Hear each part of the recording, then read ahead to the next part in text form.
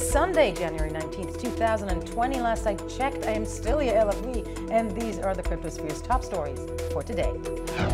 Pavel Durov, the CEO of Telegram, is deposed for 18 hours by the SEC ahead of a U.S. federal court showdown next month.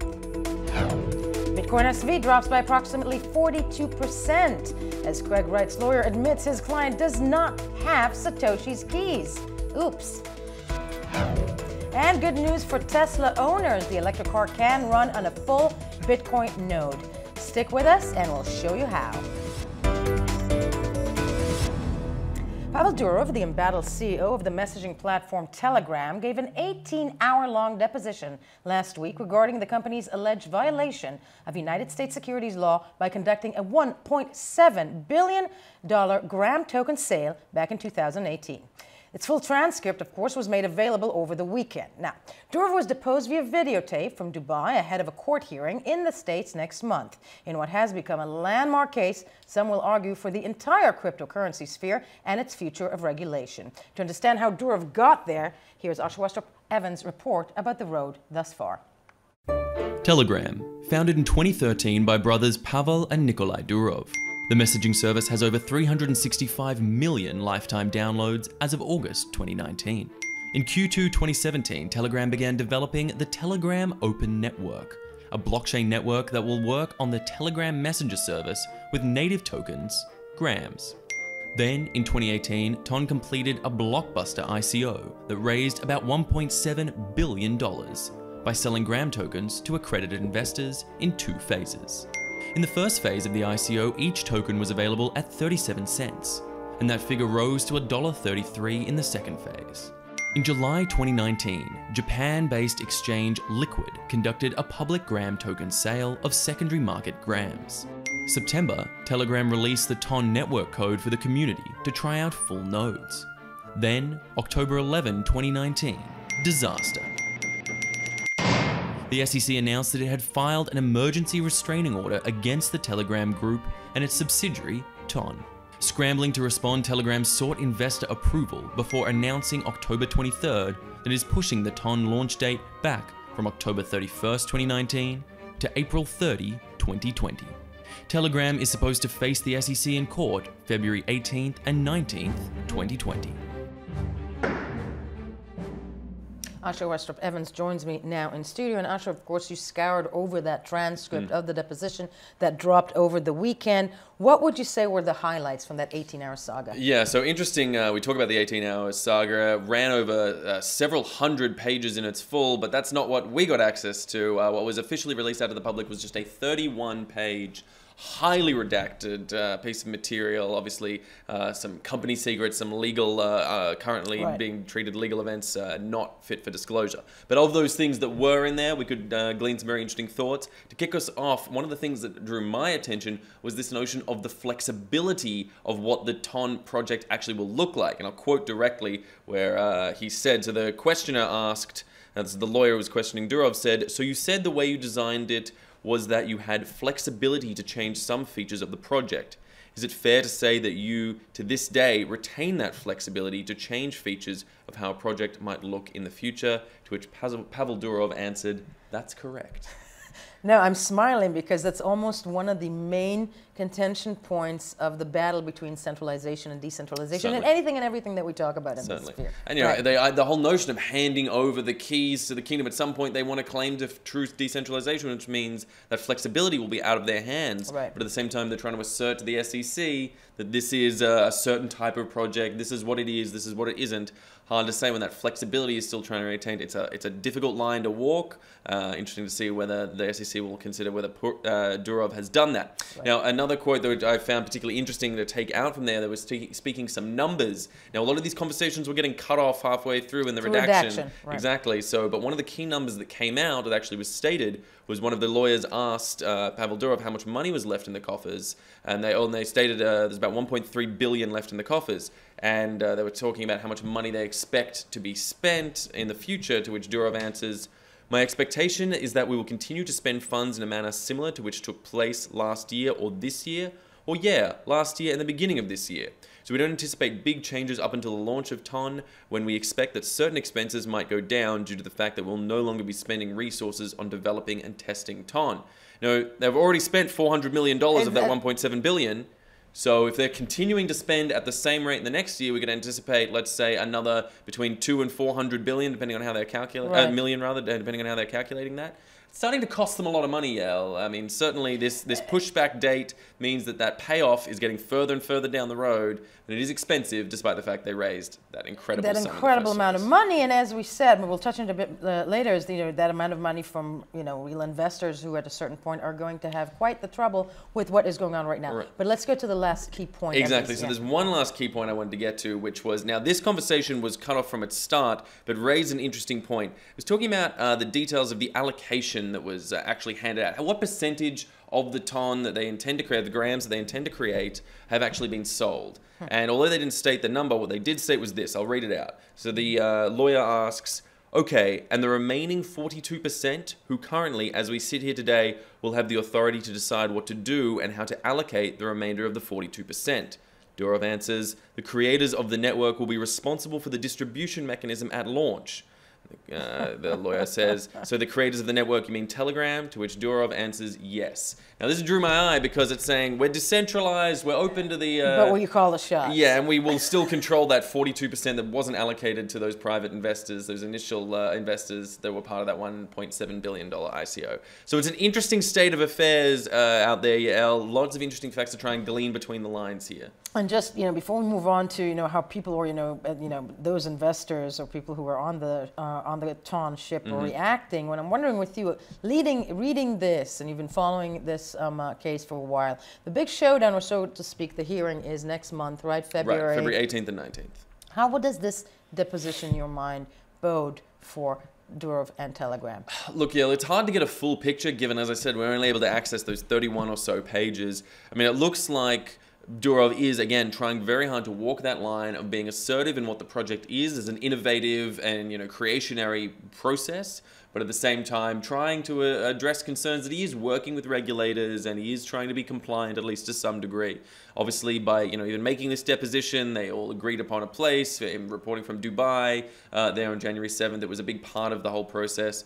I think, on the whole, it'll be interesting to see how it plays out. I think it's still very up in the air what the SEC will ultimately decide to do. Finally, last question. Any repercussions now within the, those who were affected, or exchanges, or be it investors raising their hand, finally going, whoa? Yeah, so Tokyo-based exchange Liquid, which had been selling a vast amount of grams on the secondary market. Of course, this is prior to the actual release of the TON network and the Gram tokens' formal creation, have had to reimburse in those investors from their escrow holdings that they'd been sitting on waiting for the inevitable launch.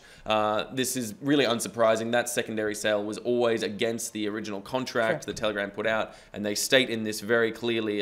Durov had stated in previous posts that have been released by Telegram themselves, saying that they strongly disavow that sort of sale. It should not happen until the formal creation of Telegram itself. Okay. Asher Westrup-Evans, as we said, you'll be following through. Thank you for this report. My pleasure.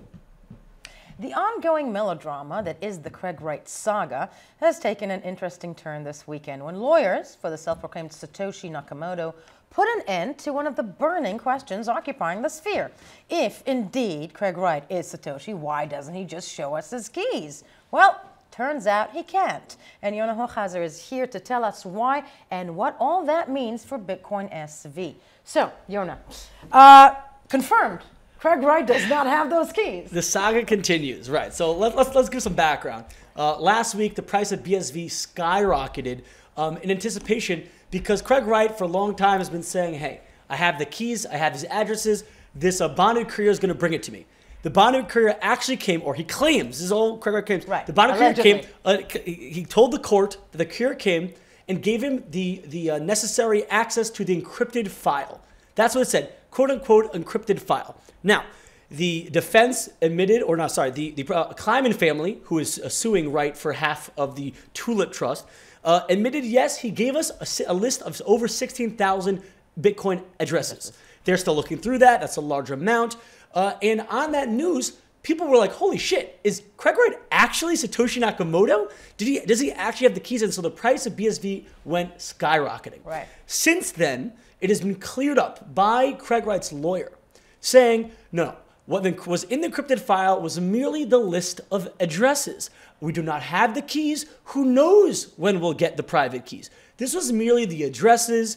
And frankly, there's no real way. Once again, these are stalling tactics, seemingly, by Craig Wright. There's no way of checking. The Kleiman family has already asked the court to say, hey, who is this bonded courier? By the way, the judge even himself. I was about to ask the same thing. The judge says, we don't believe, we're not so sure there really is a courier. The Kleiman family is asking for the identity of this courier so that they may also ask him, hey, is this real? They want that. Listen, the way it stands now is that Craig Wright, for all we know, essentially, this is merely a stalling tactic because we don't know if the courier exists. All we know is he provided a list of addresses. We don't know if those addresses are his. Remember, y'all, this is a public blockchain. Anyone can see those addresses. And and not only that, the headline coming out of all of this, the confirmation that no, he does not have those keys. He said, no, they're coming. We'll see. Time will tell. Yona Hochhauser, thank you so much for this report. Gemini, the New York-based cryptocurrency exchange owned and operated by none other than the Winklevi twins, has announced the launch of its new captive insurance company, Nakamoto Ltd.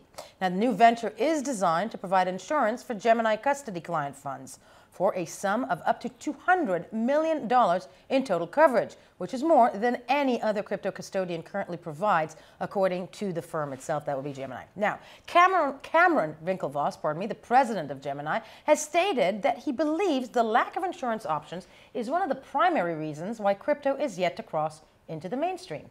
In a statement released to the media, he argued that obtaining meaningful insurance in the crypto industry remains a challenge, and our captive will help to increase our insurance capacity and move the industry forward, end of quote. Now, the EU-based cryptocurrency exchange Deribit has moved to Panama, the latest digital market player to leave the bloc amid new anti-money laundering regulations that came into effect at the beginning of the month. The legislation, which gives sweeping powers to compliance organizations and law authorities, brought about a series of departures, each citing different reasons. We had a chance to speak to Robert Kopich, Secretary General, Blockchain for Europe, who had this to say about the recent trend. And we see this across Europe, that a certain number of companies closing down, some of them for the reason that the costs went up and they just simply cannot afford it anymore, and others, because they just want to circumvent the system, which is probably being seen as by regulators and policymakers across Europe as a positive thing, because there's ways to apply these rules in a different member state and still be working inside the European Union's single market. But if you leave the jurisdiction of the European Union, then you're basically excluded one way or another from this. And that makes it probably in the long run an issue for those companies. But it also leads, as you can imagine, often to the fact that innovation and brain power might leave the continent as well. Do you own a Tesla? Are you a proud holder of some Bitcoin? If the answer is yes, we got some good news for you. Cryptocurrency fans have shared video footage of a Tesla car's onboard computer system operating as a full Bitcoin node. The successful merge between these two emerging technologies was ensured by a project called Bcoin that seeks out the alternative implementation of the Bitcoin protocol, which can be used to run a node on any machine. As a result, the Bitcoin network briefly had an entire car helping with the process of running the world's largest digital currency. Smart? Very. Safe? Probably not. Maybe that is why Elon Musk meant when he tweeted about Bitcoin last week, saying, "Bitcoin is not my safe word."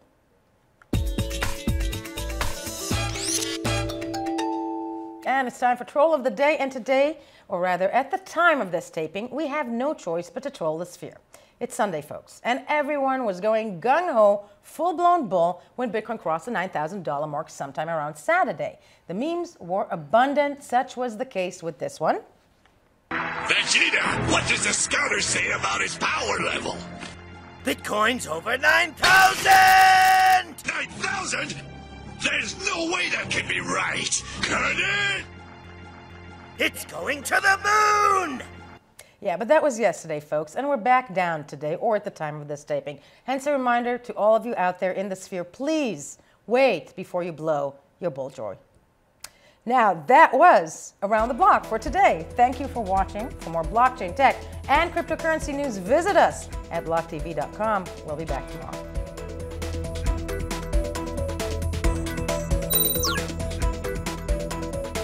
For more news and updates, follow us on Twitter.